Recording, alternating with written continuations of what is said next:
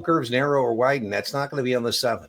That's an economic thing that would show up perhaps on a 65. Correct. Very rarely on maybe an SIE, but rarely.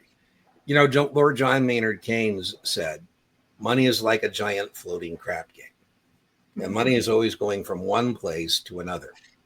And so it's not the yield curve that narrows or widens, it's the credit spread. So I think you are confusing the credit spread with what we call the yield curve. Those are different things. The yield curve doesn't narrow or widen.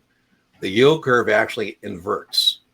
And an inverted yield curve, I don't think you'll see this on the 7. It's on other exams, is when the rates on short-term bonds are higher than the rates on long-term bonds. That's called an inverted yield curve.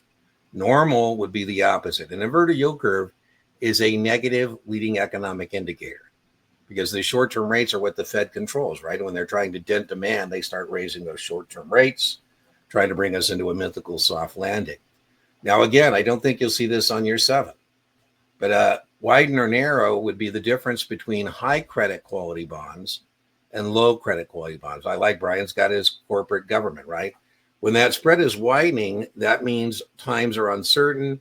People are nervous about the economy because what they're doing is dumping their low credit quality bonds, causing the price to go down, the yield to go up.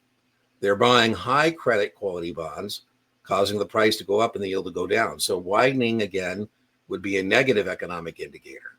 Narrowing would be a positive indicator because, again, people are demanding a higher return for the risk they're taking, right? So, again, I think that's more 65 than it is 7. Your thoughts, Brian? Yeah, absolutely. These are outliers for series